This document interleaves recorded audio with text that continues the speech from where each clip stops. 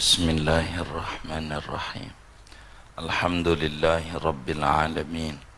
Wassalatu wassalamu ala sayyidil awwalin wal akhirin, sayyidina wa maulana Muhammadin wa ala alihi wa sahbihi ajma'in. Hadis ke-11. An Abi Muhammad Al-Hasan bin Ali bin Abi Talib Sibti Rasulillah wa raihanatihi radhiyallahu anhu maqala. Dari Abu Muhammad namanya Hasan, putra Imam Ali bin Abi Talib, cucunya Rasulullah sallallahu alaihi wasallam dan kesayangan Rasulullah sallallahu alaihi wasallam, radhiyallahu anhuma, moga Allah redha kepada Imam Hasan dan Imam Ali. Qala, berkata Hasan, hafidtu min Rasulillah sallallahu alaihi wasallam da' ma yaribuka ila ma la yaribuka. Aku hafal dari Rasulullah sallallahu alaihi wasallam akan hadis yang artinya tinggalkan sesuatu yang membuat ragu padamu menuju kepada sesuatu yang tidak membuat ragu padamu. Rawahu Tirmidzi wa Nasa'i, hadis riwayat Tirmidzi dan Nasa'i. Wa qala Tirmidzi haditsun hasanun sahih. Tirmidzi berkata ini hadis hasan lagi sahih. Sadaqa Rasulullah sallallahu alaihi wasallam. Saudara sekalian yang mulia, pertemuan ini kita memasuki pembahasan hadis yang ke-11. Hadisnya dari cucunya Nabi kita Muhammad sallallahu alaihi wasallam, anak daripada Sayyidah Fatimah yang paling tua, yakni Sayyidina Hasan. Hasan ini saudara lahir pada tanggal 15 Ramadan tahun ketiga Hijriah, sehingga saat baginda kita meninggal dunia Hasan umur 7 tahun, sedangkan adiknya beda setahun, yakni Imam Husain. Sedang Hasan ini haji dalam hidupnya 25 kali haji dengan jalan kaki. Punya kendaraan, tapi pengen langkah kakinya punya nilai ibadah dari Madinah. Hadisnya tidak banyak, yang beliau sampaikan kepada umat dari kalam datuknya adalah 13 hadis doang. Enggak banyak karena muda. Beliau wafat diracun pada tahun ke-50 Hijriah, menjadi Amirul Mukminin 6 bulan doang. 6 bulan wafat. Inilah sekelumit cerita daripada Sayyidina Hasan. Keluarga Nabi itu keluarga yang paling dermawan, termasuk Sayyidina Hasan. Ini dermawannya luar biasa. Kita masuk di hadisnya aja biar enggak terlalu panjang. Kata Imam Hasan, dari 13 hadis yang beliau dapat daripada datuknya, salah satunya hadis yang singkat padat, di mana Nabi kita Muhammad sallallahu alaihi wasallam bersabda, da' ma yaribuk ila ma la yaribuk. Tinggalin yang membuat ragu, ambil yang tidak ragu. Begitu, yakni yang yakin. Bahasanya pendek, tapi maknanya luas.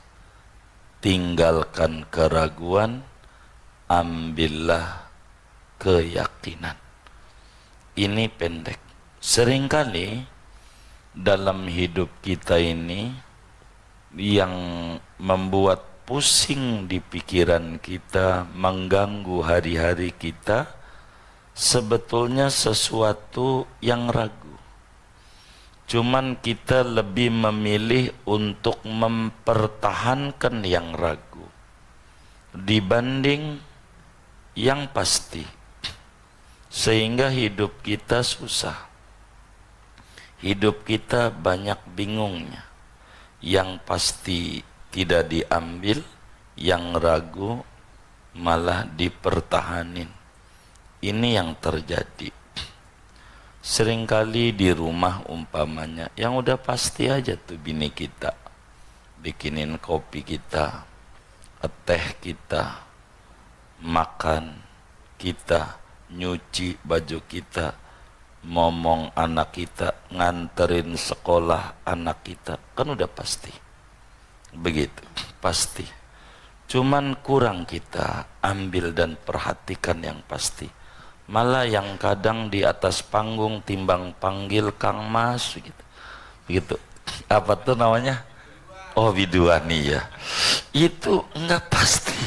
Timbang Kang Mas doang, serosot aja 100.000.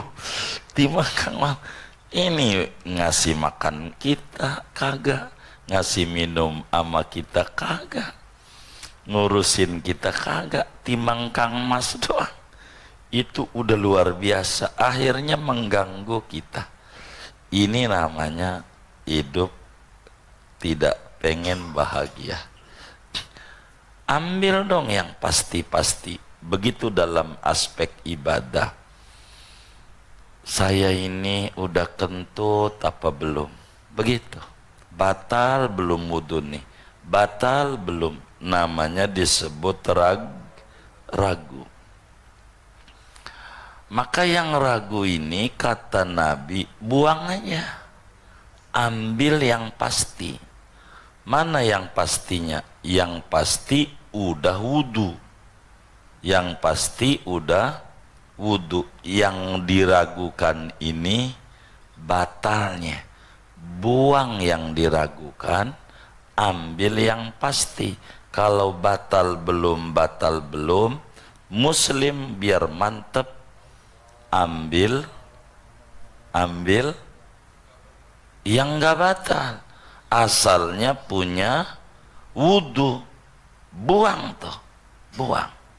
Itu prinsip hidup.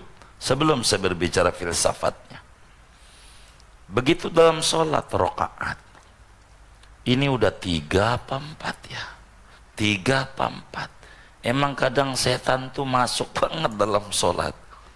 3 apa 4. Yang diragukan berapanya? 4. Yang udah pasti 3. Buang 4, ambil 3, bangun lagi diri, tambah 1 rakaat lagi, sebelum salam sujud sahwi. Itu aturan. Kata Nabi, da ma yaribuk ila ma la yaribuk. Buang yang ragu, ambil yang pasti. Kalau kita mau sholat zuhur, wudhu belum, yang kita ragukan apanya tuh? Yang kita ragukan apanya nih? Wudhu belum. Yang kita ragukan apanya ini? Ada orang ragu, saya ini udah wudhu apa belum? Ini yang diragukan apanya nih? Wudhunya. Punya wudhunya buang. Ambil yang pasti. Yang pasti belum wudhu. Itu pasti. Karena yang kita ragukan wudhu belum, asalnya kita belum wudhu. Itu asal tuh pasti. Yang diragukan punya wudhunya, buang. Kata Nabi, ambil yang pasti. Kalau ragunya wudhu belum, ambil belum. Sehingga kita kudu wudhu. Kalau ragunya batal belum, asalnya belum batal, yakni punya wudhu. Berarti kita nggak perlu wudhu, sholat aja. Ada yang bertanya, tapi ada pakai tapi. Ini namanya agak mantep. Gitu. Lah, belum batal aturan dari nabinya. Namun gimana ya?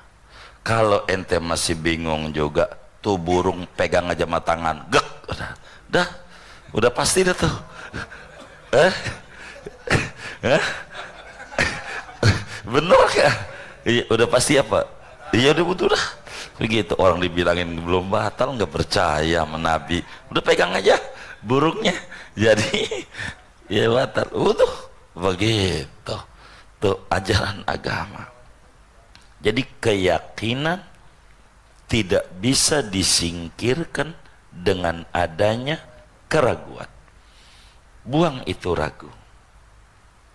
Kita udah kerja enak-enak di kantor kita. Itu namanya udah pasti kerja. Ada tawaran. Ini bagus nih. Gajinya gede. Belum pasti. Ya, udah pasti apa belum? Belum. Begitu. Belum. Ambil aja yang ada. Begitu. Jadi jangan. Akhirnya jadi stres. Yang udah pasti-pasti aja. Begitu tuh, hidup tuh begitu. Seringkali stresnya kita itu dalam hidup selalu hidup di bawah bayang-bayang keraguan, tidak mengambil sebuah kepastian. Udah yang udah pasti aja, sehingga kita enggak bakalan jadi stres. Hal yang bakal membimbangkan kita buang. Nih contoh, seringkali kita dalam hidup, ini filsafatnya, namanya berinteraksi dengan orang lain. Ada kalanya orang tuh minjem duit sama kita. Ada yang minjem sama kita, kadang kecil, kadang besar, itu bervariasi. Pada prakteknya, kapan bayarnya? Kata dia sebulan. Prakteknya pas udah sebulan, tarsok. Ini yang kayak begini nih bagaimana? Namanya membuat ragu. Ambil yang pasti. Bagaimana? Ini abon dibakar. Tuh begitu. Ini saya ajarin biar bahagia. Jangan sampai saban hari bukan ngederesnya Quran, ngederesnya abon. Mamat juta, Udin juta setengah, Ucok 3 juta. Duit gua nih di orang ada 500 juta. Ngelamun aja, miring kiri. Ini yang terjadi nih. Padahal kurang apa baiknya sama dia. Gue udah tolongin, tapi kelakuannya najong banget. Najong tuh apa ya? Tuh saya suka denger tuh. Begitu, miring kanan, nggak bisa tidur. Tuh yang kita pikirin malamnya ngapain kira-kira? Lah ngorok. Gitu ngorok. Begitu. Nah, kita nggak bisa tidur ini kalau mau jujur, ulah dia, ulah kita. Nah, ngapa dikerjain? Tuh, begitu. Itu yang bikin stres. Jadi bagaimana caranya yang kayak begitu? Masalahnya itu duit gede, bukan masalah gedenya. Dia aja kontrakan udah pindah, gitu. Nomor handphone udah ganti. Maknanya tuh orang kagak mau kenal sama kita. Lah kita pengen kenal dia. Tinggian dia tinggian kita. Tinggian dia tinggian kita. Lah tinggian dia. Kita pengen kenal dia, dia aja ogah kenal kita. Kita ngelamun aja daripada bakal ragu. Begitu tuh solusi terbaik tuh abon tuh dibakar. Saya ajarin caranya biar nanti duitnya balik. Boleh tanya tuh Masih Taufik tuh, ilmu saya begitu tuh hidupnya. Jadi nggak stres-stres, jangan sampai sakit kita ngelamunin yang kagak. Kalau kita masuk rumah sakit, yang susah kita bukan dia. Kita yang susah kita apa dia? Nah, kita ulah siapa? Ulah kita. Ini namanya nggak paham agama. Itu abon kita pegang sebelum dibakar, ngomong begini, Saya terjemah pakai bahasa Indonesia yang paling gampang. Ya Allah, yang ngibulin saya nih, saya yakin 100% hamba-Mu. Ini makhluk Allah bukan ini? Iya, si Udin nih, Udin. Begitu, makhluk Allah bukan ini, makhluk Allah. Ini hamba-Mu. Saya yakin. Saya nggak mau nagih sama dia. Saya mau nagih sama bosnya aja yang nyiptain. Saya mau minta ganti sama Engkau. Ya Rob, ganti uang yang ditipu sama si Udin nih. Ganti ya Rob. Dengan keagungan surat Al-Fatihah. Dah baca Fatihah. Bismillahirrahmanirrahim. Alhamdulillahirabbil alamin. Ar-Rahmanir-Rahim. Maliki yaumiddin. Iyyaka na'budu wa iyyaka nasta'in. Wa iyyaka nasta'in 11 kali. Wa iyyaka nasta'in. Wa iyyaka nasta'in. Wa iyyaka nasta'in. Wa iyyaka nasta'in. Wa iyyaka nasta'in. Wa iyyaka nasta'in. Wa iyyaka nasta'in. Wa iyyaka nasta'in. Wa iyyaka nasta'in. Wa iyyaka nasta'in. Ihdinas siratal. Sampailah waladhdallin amin. Bakar. Dah. Bakal diganti itu sama Allah. Duit tuh. Begitu caranya. Bakar daripada ngelamun mulu. Begitu. Yang kagak jelas. Kita ini perlu sehat dan banyak yang kita kudu pikirin. Ngapain mikirin orang yang kagak mikirin kita? Nomor handphone udah ganti, alamat rumahnya udah ganti, kontrakannya. Kita terus aja mikirin dia, malah datang ke dukun. Mbah dukun hilang lagi duitnya. Begitu nama Mbah dukun. Mbah dukun ini bagaimana ini? Merem-merem tuh dukun.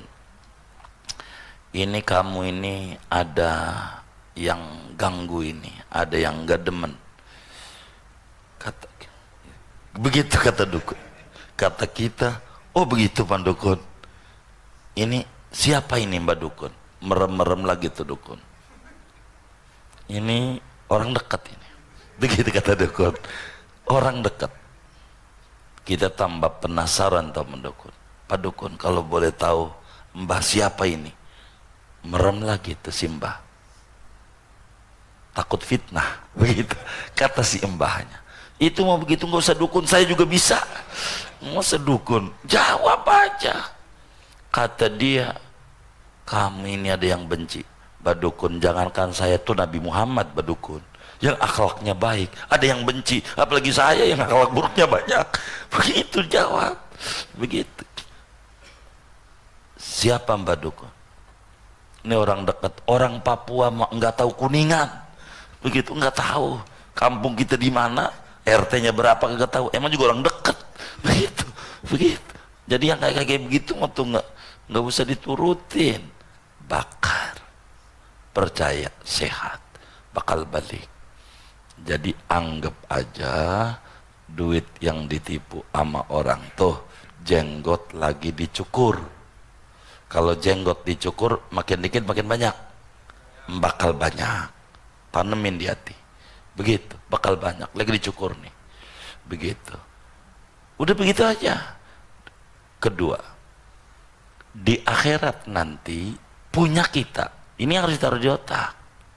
Berapa dia nih punya? 1 juta, baik. Di akhirat ada catatannya. Siapa tadi namanya? Udin. Si Udin nyolong duit si Fulan 1 juta. Di buku kitanya ada. Duit kita dicolong si Udin. Nanti di akhirat kita tuntut. Di akhirat 1.000 rupiah yang orang tuh nyolong duit orang bakal diganti dengan ribuan sholat. Belum lunas 1.000 perak sama 1.000 rakaat belum lunas, belum mau, mintanya balikin aja di akhirat. Udah di akhirat mau dibalikin dari mana? Orang negara juga kagak ada gitu. Ganjaran dikasih 1.000 sholat tahajudnya nggak mau, 2.000 sampai 10.000 rakaat habis saja tuh ganjaran. Jadi duit kita yang orang nipu, wah di akhirat nanti ketemu. Begitu, biar kita jangan stres. Mikirin, yang harus dipikirin tuh duit orang yang ada di tangan kita, yang kita minjem tuh, itu yang kita pikirin tuh. karena repot di akhiratnya. 1.000 rupiah duit orang yang ada di kita, kita mati, ya 1.000 rakaat sholat kita buat dia, yang diterima, kan ada yang diterima, ada yang enggak sama Allah, habis kita. Jadi tinggalin yang membuat kita bakal jadi stres, ambil yang membuat kita tenang, begitu. Jadi hidup ini nggak usah macam-macam. Itu mau ada SMS, Bapak dapat hadiah 100 juta, udah langsung aja begitu diambil, lumayan juga lah. Siapa kita dapat hadiah apa, ikut lomba enggak apa enggak, begitu. Akhirnya lumayan juga, emang lagi puyeng kayaknya, akhirnya ditipu aja. Itu mau ulah kita, kita dapat hadiah dari mana, kerja di mana dia, lomba juga enggak. Jadi kita ini seringkali hidup di bawah ketidakpastian. Itu yang bikin kita stres. Udah yang pasti-pasti aja, kata Rasulullah Sallallahu Alaihi Wasallam. Makanya kajian kemarin tentang halal dan haram, mohon maaf, ada daging babi, daging sapi. Daging sapi apa daging babi, ini kan ragu, maka ambil yang pasti, yaitu tempe. Udah begitu, ambilnya apaan?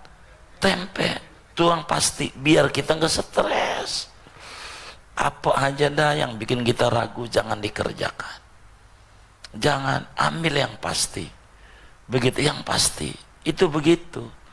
Jadi kita jangan mikirin hal-hal yang bakal membuat jiwa kita jadi bimbang. Sehingga saudara, hadis ini nampak kecil tapi besar. Tandanya Imam Hasan 13 hadisnya, baru ini doang hidupnya jadi mulia. Kenapa dia mulia? Karena turunan Nabi, cucunya Nabi? Bukan. Mulianya itu karena mengikuti Nabi. Nabi bilang yang ragu-ragu buang dah, begitu. Ambil yang yakin-yakin, begitu.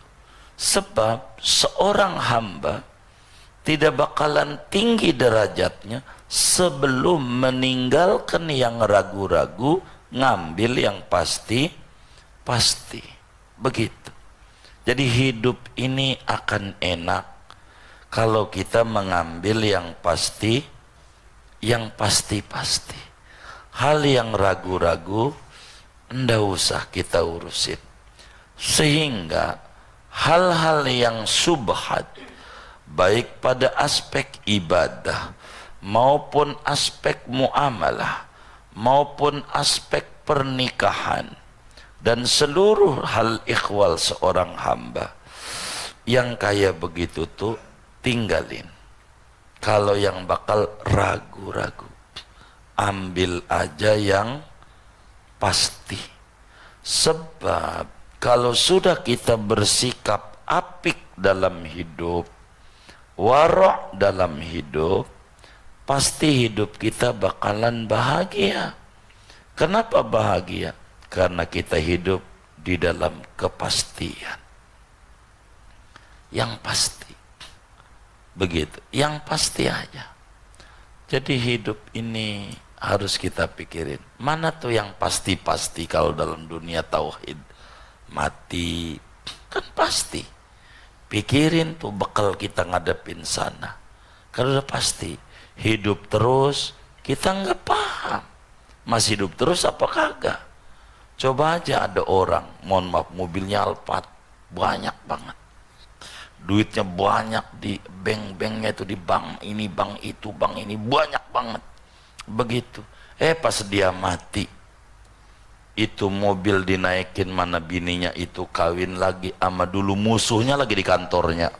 Begitu, apa enggak enak tuh musuhnya Alphard punya, segalanya punya, yang rugi kita. Itu namanya disebut ngambil yang tidak pasti. Ambil aja yang pasti, mati pasti, hidup terus kita nggak paham. Kalau yakin begitu, ada kotak amal Jumat lewat, nggak merem, begitu. Karena belum tentu kita besok hidup. Kalau nggak dibawa ini amal ini, kita nggak bakalan punya amal. Ini yang pasti-pasti. Ambil di dalam hidup. Seringkali hidup kita di bawah kebimbangan karena tidak mau mengambil yang pasti-pasti.